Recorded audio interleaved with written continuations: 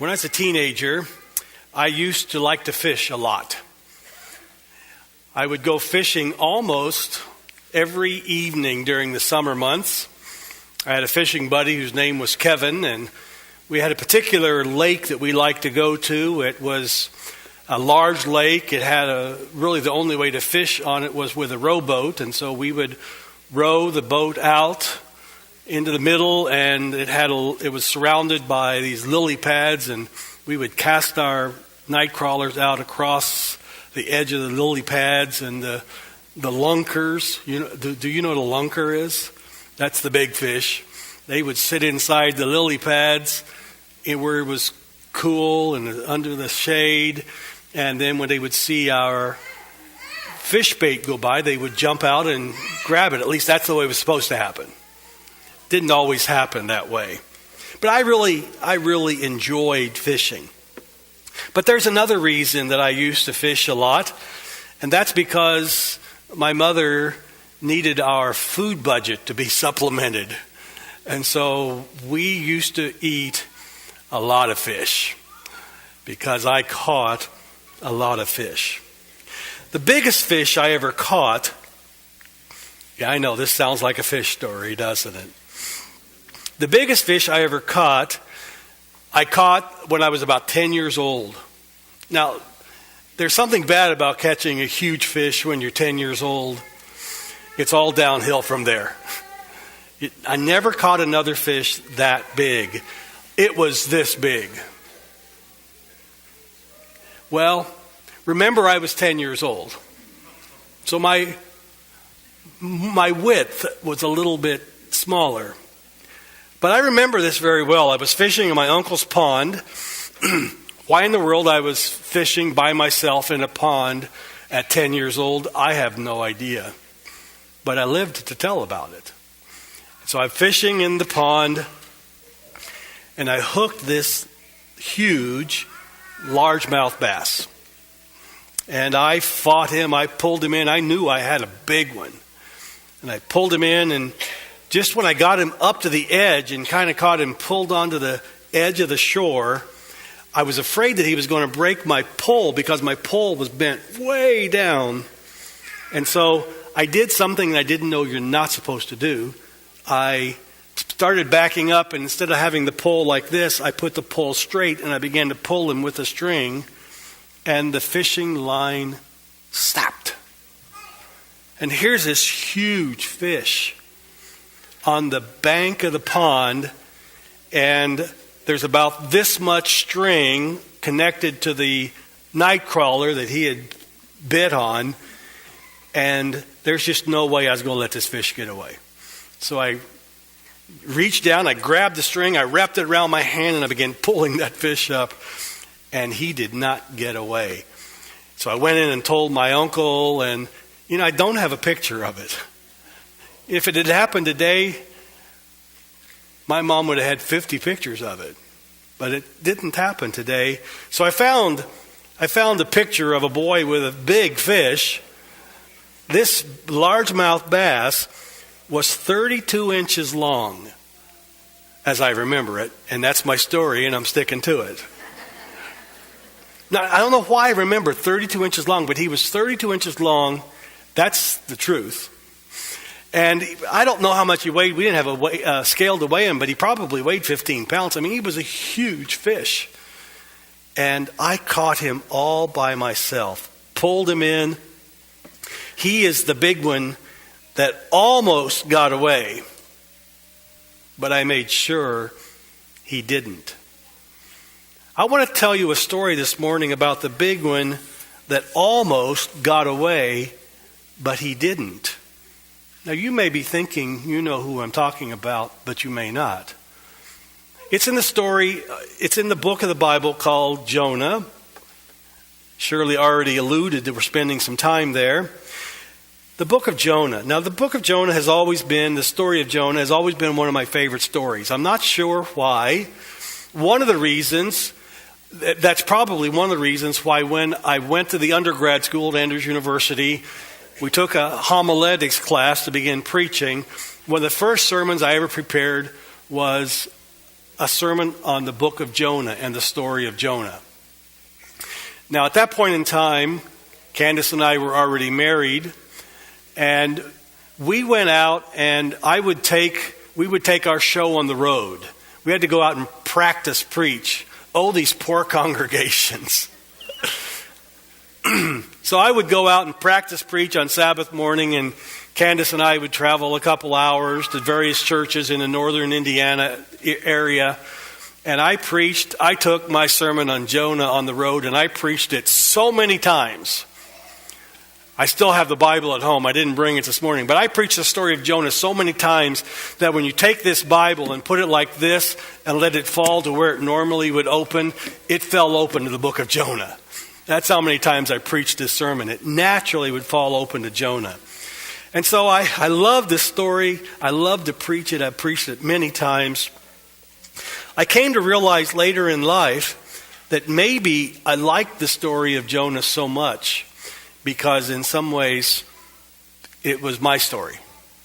Because I had felt for many years that the Lord wanted me to be a minister.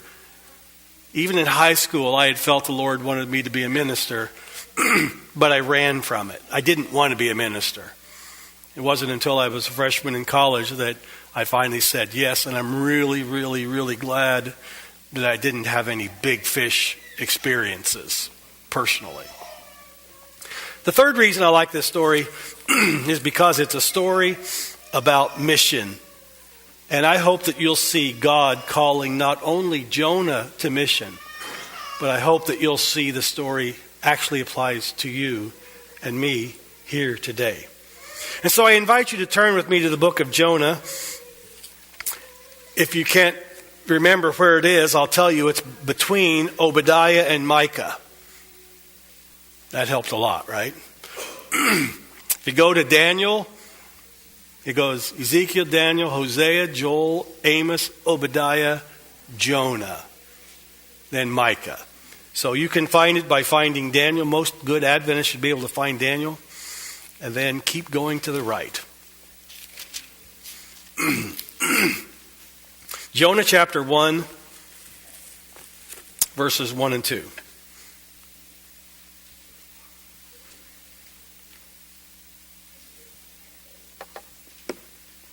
Now the word of the Lord came to Jonah, the son of Amittai, saying, Arise, go to Nineveh, that great city, and call out against it, for their evil has come up before me. Nineveh was the capital of the Assyrian Empire. You can see it on the map here. Here's Israel down here where Jonah lived. Here's Nineveh up here in what we call Mesopotamia. It's in the northern Mesopotamian valley. And archaeologists have discovered the ancient ruins of Nineveh. Now, the people of Nineveh had a reputation. They had a reputation. They were fierce warriors. And they were very dependent upon their king. They considered their king to be a god. And whatever the king wanted, they did. And they were fierce warriors and went out all over the Middle East and wreaked havoc. And that's why they had such a huge territory. This was not the first time that Jonah would have heard of the people of Assyria and the Ninevites. Many times his country of Israel had been the victims of the Assyrians already. The Assyrians would go out and, one of the major ways they kept their economy was going well was by stealing. And so they would go out and raid countries and take all the stuff they have and then leave them alone. And this had happened to Israel. And so when Jonah is called to go to the Assyrians, it would be like God calling you to go be a missionary to ISIS. Hated enemies. Can you imagine God saying, okay, I want you to go to ISIS? No. Hated enemies. And so God calls him to go to Nineveh. Now, the Ninevites, the Assyrians, were cruel people. In their in the throne room of the kings they discovered in Nineveh, they discovered all these ancient reliefs or carvings on the walls. These are large panels that stand about this high and are 20 feet long. They're huge wall carvings. And it celebrates the warlike nature of the Ninevites and of the Assyrian kings. Here's a picture of their slings, of their slingers throwing sling stones. Whenever they attack a city, they would make it difficult. They would make it impossible on the people in the city. They would surround the city. Anyone that tried to come out or they captured, we have these pictures of an attack in the city of Lachish, which was in Israel. And when they came in and attacked the city, anyone they caught, they had these sharpened poles in the ground and they impaled the people. These are the kind of people that Jonah is being called to go to. Here's a picture of the soldiers with what's called a mace. It's a rock on a stick, but it was a weapon.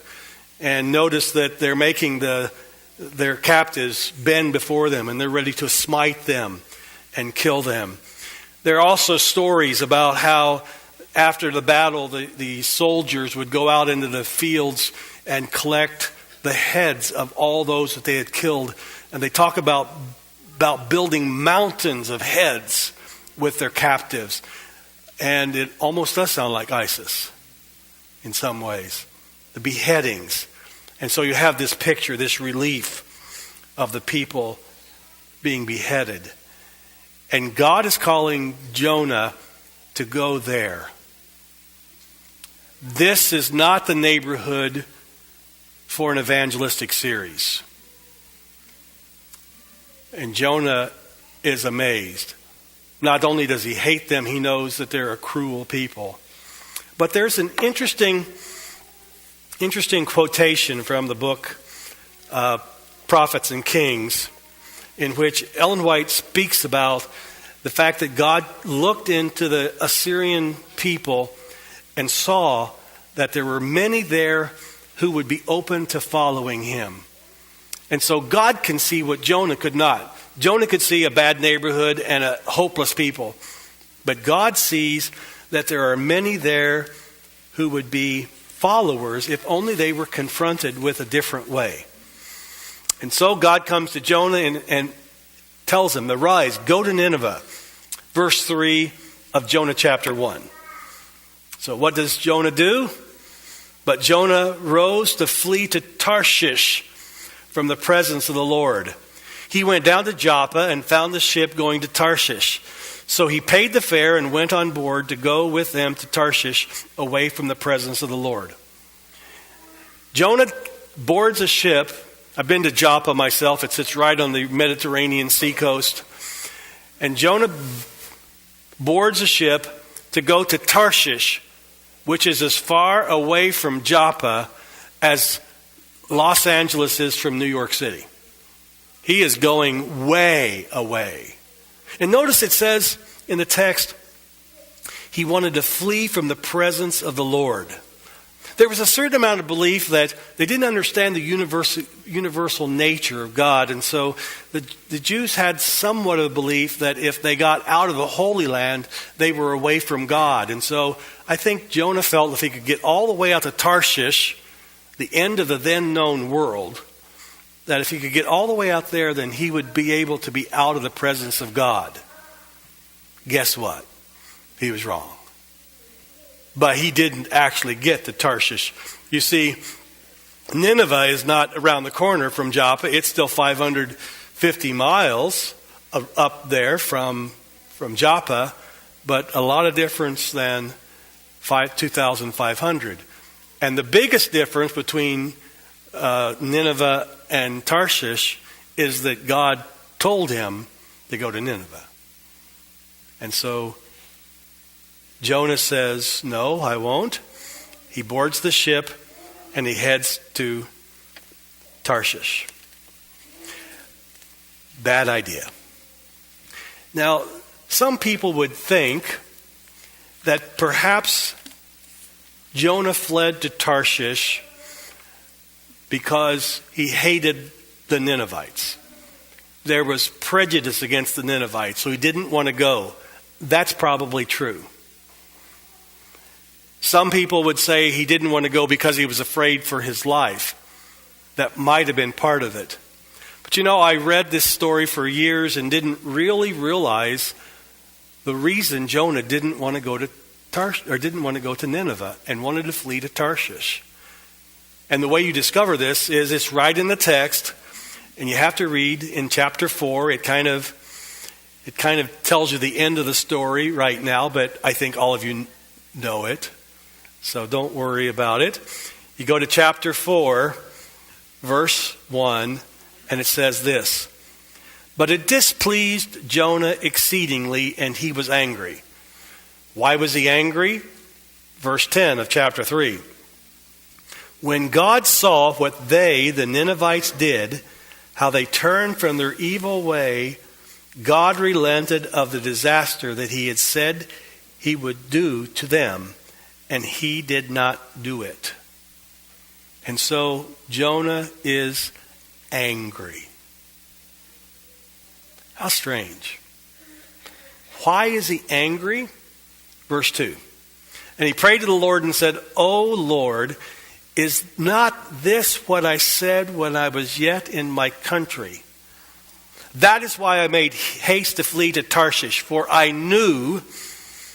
He's not fleeing to Tarshish because he's scared of the Ninevites. He's not fleeing to Tarshish because he hates them. He's fleeing to Tarshish because he says, "For I knew that you are a gracious God and merciful, slow to anger and abounding in steadfast love and relenting from disaster. Therefore now, O Lord, please take my life from me, for it is better for me to die than to live." Why is he angry? Because Jonah has been preaching preaching to the Ninevites that in 40 days Nineveh will be destroyed, and if it is not destroyed, Jonah will look bad. Oh, poor Jonah. It wasn't about the Ninevites. It wasn't about God. It was all about Jonah. God pitied the Ninevites. Jonah pitied Jonah. You see, Jonah understood that God is a gracious God and merciful, slow to anger and abounding in steadfast love and relenting from disaster. And so he was afraid that it would ruin his reputation because he would be looked upon as a false prophet, possibly. And so rather than ruin his own reputation, he would rather that God destroyed all the Ninevites. Amazing. Amazing. Now, while this is extreme, absolutely extreme, I wonder if sometimes we aren't just a little bit like that. We're concerned about our own reputations. Have you ever not shared the story of Jesus or the second coming with someone because you didn't want them to think that you were some religious nut? Or it just wasn't the right setting? Are you so concerned about what people think about you that you don't want them to think you're just some religious person, that you haven't shared with them something about Jesus because you're worried about your own reputation? I think there are many people who don't want to change the relationships they have with other people into that way. And so they avoid times. They don't want to seem like a holy Joe. We don't want to make people uncomfortable. Sometimes we think we talk about religion with someone will make them uncomfortable. You know what? If a person doesn't know Jesus, wouldn't it be better to make them uncomfortable now than have them burn in a lake of fire, which will be very uncomfortable? We don't want to make them uncomfortable. Sometimes it's easier to talk about the weather. How those cubbies doing? Sports or something. Or talk about our children or something that's not threatening. Rather than tell them about Jesus. Do you ever hold back because you're worried about your reputation, what they'll think of you? I think it's a very real thing for us. Now, I'm not talking about doing what's happened to me and I don't like it. Someone walks up to me and says, "Are you saved?" I'm not talking about that. You know, I found one of the best ways to share Jesus with someone is not to ask them a question, it's to tell them your testimony. Rather than ask them how they're doing or something like that, say, "You know, I just got to tell you this fantastic thing that happened to me last week." And tell them about something that happened to you. You know, I was all upset or whatever it may be. You know, I lost something and I couldn't find it, and I prayed, and the Lord helped me realize where it was. Something like that. Just a testimony. A person that you're sharing that with has the opportunity to say, "Oh, cool," or perhaps it'll start a conversation. Or are you worried about your own reputation? Well, that's what Jonah was worried about. And so Jonah gets on the ship because he doesn't want God to save the Ninevites. He gets on a ship and he goes the other direction. Verse 4 of chapter 1. But the Lord hurled a great wind upon the sea, and there was a mighty tempest on the sea, so that the ship threatened to break up. Then the mariners were afraid, and each cried out to his own God. And they hurled the cargo that was in the ship into the sea to lighten it for them. But Jonah had gone down into the inner part of the ship and had laid down and was fast asleep. I just don't quite get that. But he was. So the captain came and said to him, What do you mean, you sleeper? Arise, call out to your God. Perhaps the God will give thought to us, that we may not perish. And so Jonah came up and began helping them, but you remember what happened in the story, and Shirley has reminded you of it. They couldn't make any headway. And so they cast lots and discovered that it was Jonah who was causing the trouble. And what would they do? He says, "Throw me in." And they say, "No, we don't want to do that. Your blood will be on our hands." So they try even harder, but nothing will help. And so finally they cast Jonah into the drink. And immediately, the sea is calm. The winds stop blowing. I really like what happens here. Verse number 16. When the sea ceased from its raging, 16, then the men feared the Lord exceedingly, and they offered a sacrifice to the Lord and made vows. Even in Jonah's disobedience, God used him as a testimony to bring these mariners to a knowledge of the true God. I think it's kind of cool. God takes plan B or C or D and brings something good out of it. And so they feared the Lord exceedingly, and they make sacrifices to the Lord. But Jonah, verse 17, the Lord appointed a great fish to swallow up Jonah. And Jonah was in the belly of the fish 3 days and 3 nights. They throw him in the water, and he's in the belly of the fish. Now, I remember as a child thinking about this story. And I remember as a child having seen a cartoon of Pinocchio. He's saying, "Okay, Pastor." And in the story of Pinocchio, by the way, notice that I've said big fish, not whale, because we don't know what it was. But in the story of Pinocchio, there is this scene of Pinocchio and Geppetto in the belly of a whale. This doesn't look too bad, does it? You know, this nice vaulted rib cage.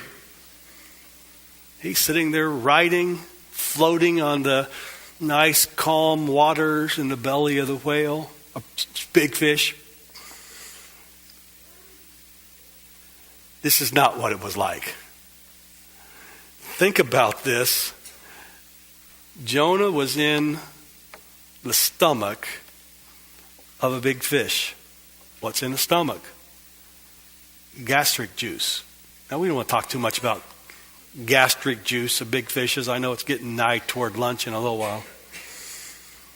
But this could not have been a pleasant environment.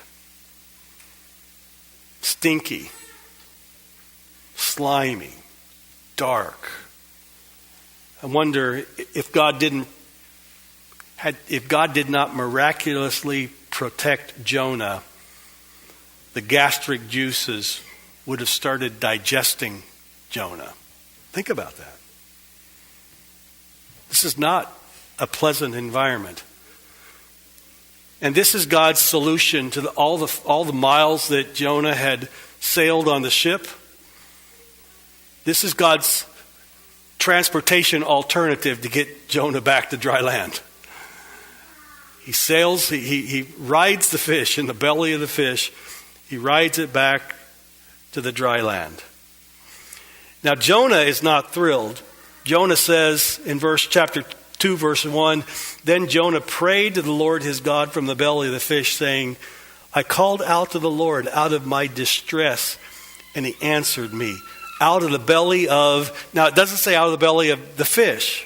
It says out of the belly of, in my translation, Sheol, which is the Hebrew word for hell. It is hell to be in the belly of the fish. Out of the belly of Sheol, I cried. And here's the good part. And you heard my voice. You heard my voice. Jonah is in trouble in the belly of the fish, but God hears his voice. And he does something. He continues to pray in chapter 2, verse 7. In chapter 2, verse 7, Jonah says, "When my life was fainting away, I remembered the Lord, and my prayer came to you and to your holy temple." My life was fainting away. I remembered the Lord. Why is it so often that God has to bring us in bad times to remind us of Him, to remember Him? Why didn't Jonah remember Him when he was healthy and when everything was going great? When my life was fainting away, I remembered the Lord, and my prayer came to you in your holy temple. Those who pay regard to vain idols forsake their hope of steadfast love. But I, with a voice of thanksgiving, will sacrifice to you. What I have vowed, I will pay. Salvation belongs to the Lord. What had he vowed? There's no evidence of what he had vowed already, but I think what he had vowed was that he would obey God. What I have vowed, I will obey. And so, verse 10, the Lord spoke to the fish, and it vomited Jonah out upon the dry land. That's be nicer if they said spit him out, wouldn't it? He vomited Jonah out upon the dry land. Verse number 1 of chapter 3. Then the word of the Lord came to Jonah the second time, saying, "Arise, go to Nineveh, that great city, and call out against it the message that I tell you." The big one that almost got away. The big fish did get away.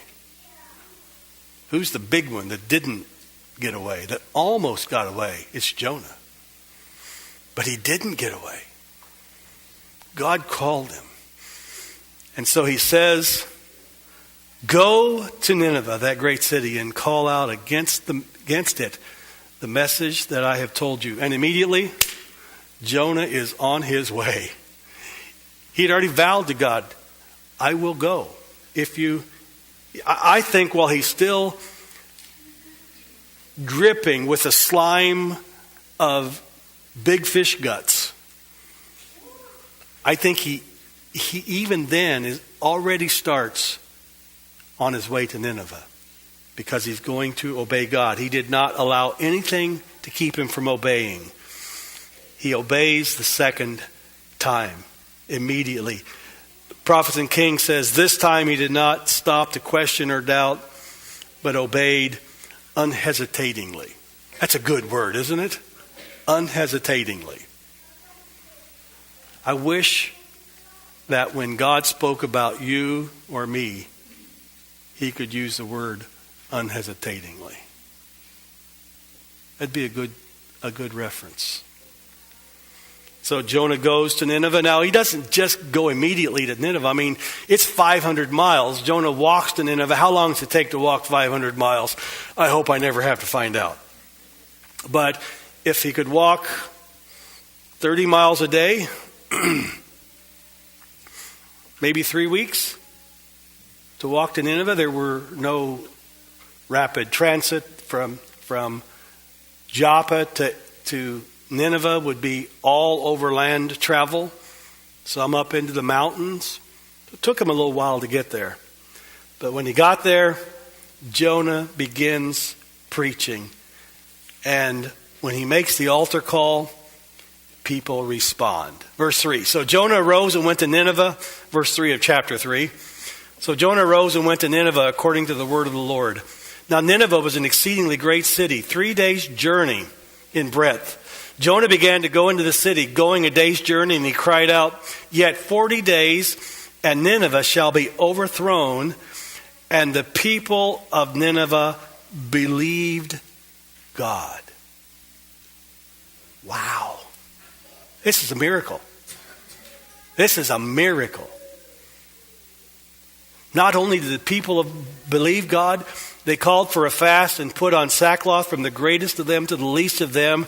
The word reached the king of Nineveh, and he arose from his throne, removed his robe, covered himself with sackcloth, and sat in ashes. And he issued a proclamation and published throughout Nineveh, by the decree of the king and his nobles, let neither man nor beast, herd nor flock taste anything. They're fasting. Let them not feed or drink water, but let man and beast be covered with sackcloth, and let them call out mightily to God. Let everyone turn from his evil way and from this violence that is in his hands. Who knows? God may turn and relent and turn from his fierce anger, so that we may not perish. And God did. From the greatest to the least. This is an evangelistic success that is unparalleled in ancient or modern history. The worst possible evangelistic neighborhood. The worst possible candidates for the kingdom of God. But there will be people who Jonah preached to that you and I will get to meet in heaven. How cool is that? I'm going to talk to a few of them because I have some questions about stuff that was back there. You know that, right? I'd like to meet a few of these people.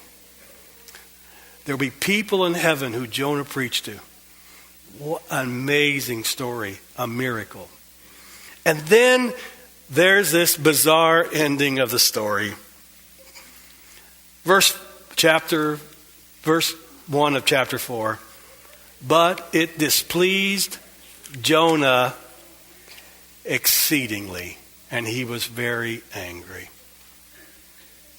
It was all about Jonah. But for God, it wasn't about Jonah. It was all about the people of Nineveh.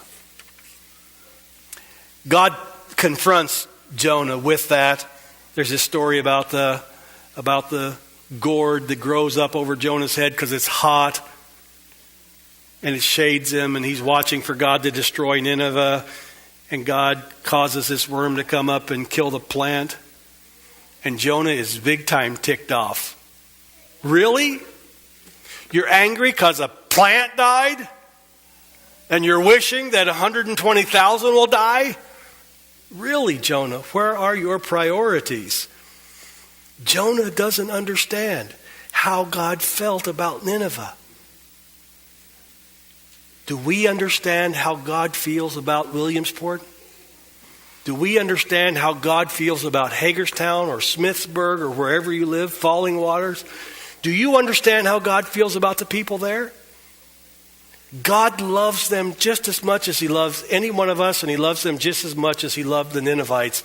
And there are lost people that God could see are candidates for his kingdom. There are lost people in your neighborhood. There are lost people who need to know about Jesus. And God calls us, each and every one, to be like a Jonah, to share the good news. The good news of this passage, the good news of the story of Jonah, verse number 11 of chapter 4.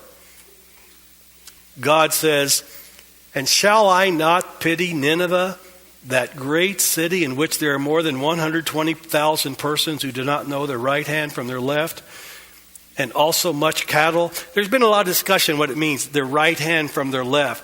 And most scholars think it means right from wrong. There are 120,000 people who don't know right from wrong. And I pity them. I love them. I love them. Jonah realized that God's grace was available to him. And it's a good thing it was. One has to wonder if Jonah hadn't repented. Think about this. If Jonah hadn't repented and had not God given Jonah his grace and got the big fish to spit Jonah out, Jonah would have been digested in the belly of the big fish. And he would have died. Jonah would have ceased to be, but for God's grace, Jonah was given a second chance.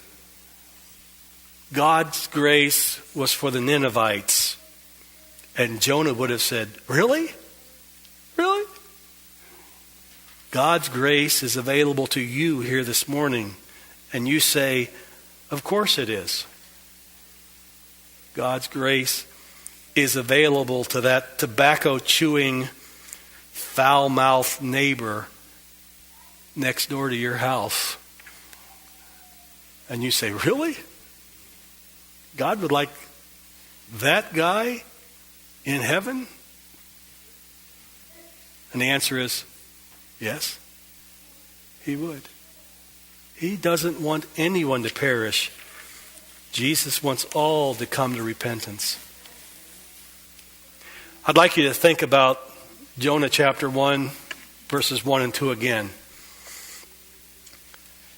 Now the word of the Lord came to, instead of the word named Jonah, I'd like you to fill in your own name when I read it. I'm going to do so. Now the word of the Lord came to Frank, the son of Hayden. Put your name in there. The word of the Lord came to, saying, "Arise, go to," what's the name of your town? Where do you live? What's the name of your business where you work? What's the name of your neighborhood? What's the name of your street? The word of the Lord came to you, saying, "Arise, go to your town, your city, your place of work, and call out against it, for evil has come up before me." What I would say is, go tell them Jesus is coming again, and he wants them to be there too. That's our goal. That's our task. That's our responsibility. Will you take it up? We have our evangelistic meetings coming up in just about 8 weeks from now. Please pray for me. I have so much to do, it keeps me awake at night. But I believe that God wants to do something incredible for us. If we will just invite people and share a word for Jesus, I believe he's going to work powerfully for us. And I encourage you to do that today. Well, let's sing as we close. We're going to sing just